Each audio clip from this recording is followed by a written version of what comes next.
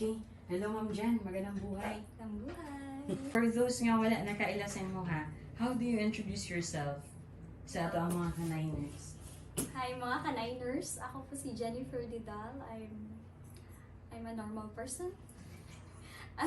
I'm CPA by profession and looking for syempre, I'm surrounded with friends who are very diversified with their financials.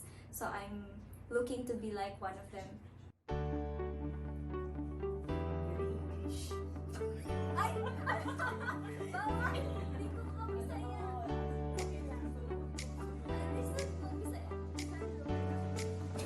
As a CPA, ma'am, na-mention mo siya, no?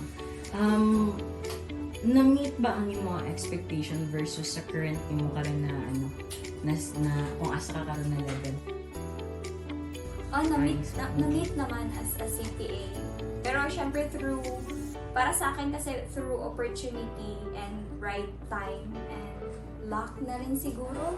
Kasi hindi naman, I feel like hindi lahat na bibigyan ng ganitong opportunity na kung anong meron ako ngayon. So, when you start your career, ma'am, especially sa ato ang mga mo graduate tayo pa lang parang ginalook forward nila ang CPA. I don't know if na-change pa ba na culture karang, di ba? Unsay mo ang ma-share sa ilaha na parang liday ni mo ang reality? Parang ganon, parang sa ako i-experience lang kung kay syempre mauman jud na imong gusto, i-push nimo. Pero once na discover nimo nga feeling nimo hindi ito para sa iyo, hindi ito yung calling mo. Gamitin mo lang siya as a tool nga may learning ka nito para ma-reach nimo unsa nang gusto nimo currently. Gain experience from everything na meron ka ngayon, papunta doon sa gusto mo na talaga. Okay. Katong ma'am, katong na-mention ni mga gusto nimo talaga, no? Right now, napa ba kayo gina-look forward when it comes to career? Oo naman. Syempre, ako kasi very limited lang pa rin para sa akin ang learning na meron ako. I mean, unlike sa mga kakilala ko, marami silang mga ginagawang activities other than working. Gusto ko din kasi i-try yung mga ganun kasi ako ngayon, work home pa lang din kasi ako. And ang mga tao na kapalibot sa akin, maraming other activities, not just like sports or everything, financial other aspects of financial things. So gusto ko yun yung mga isang gusto ko i-achieve. Unsa ang ma'am, contributing factors sa mga family when it comes to career and life? Inspiration kasi sila. Parang sila yung nagpo-push sa akin na I have to do this, I have to do that, I have to learn something para rin sa kanila. Is there a time na naging selfish ka, ma'am? For yourself? In what way? Gusto ko din nga, there are times na gusto ko na sana yung sweldo ko akin lang. Sana yung sweldo ko pag sa akin lang to, mabibili ko ang ganito, mabibili ko ang ganyan. Pero, syempre, family-oriented people tayo. So, love natin family. So, everything, lahat ng decision ko is, it involves my family.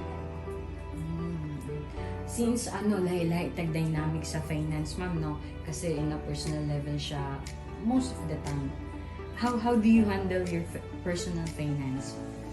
Ngayon, hindi pa talaga ako strong when it comes to finance. I still look advice from my friends, lalo na yung mga current group of friends ko nga. Very into financial things talaga. Sila talaga yung ina-ask ko ng advice, sila yung mga inspiration ko when it comes to financials.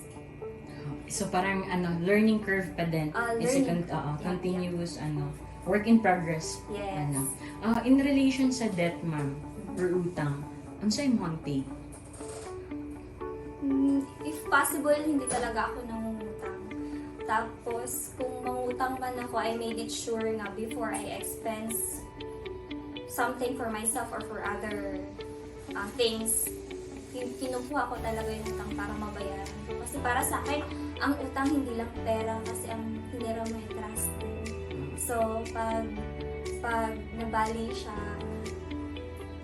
ang trust, ang pera pwede pa mabalik, pero yung trust parang mahirap.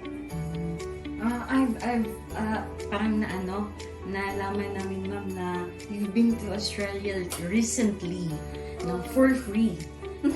How was the experience? The experience is like a mixture. Nandun na yung very anxious ako, very occupied. Kasi syempre, first time ko mag-travel alone, tapos ang daming extra documents kasi pandemic siya. Unlike sa mga before na nag-aas ako nung sila lang solo flight, wala silang mga ganitong mga required documents and everything. At the same time, happy ako kasi it's a very different experience for me kasi. And it's a new thing to like interact with people na you never met before. How does it feel na interact sa stranger, unsa imo ang na-learn? It's exciting and overwhelming at the same time.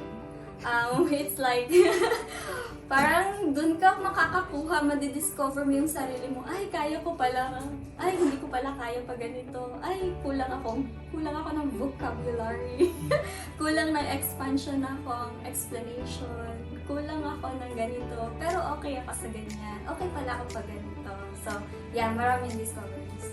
Grabe, no? So, from Bansalan to Australia. Sa ilahan di ba, ma'am? So, ang layo nang naabot na sa journey for Dudel.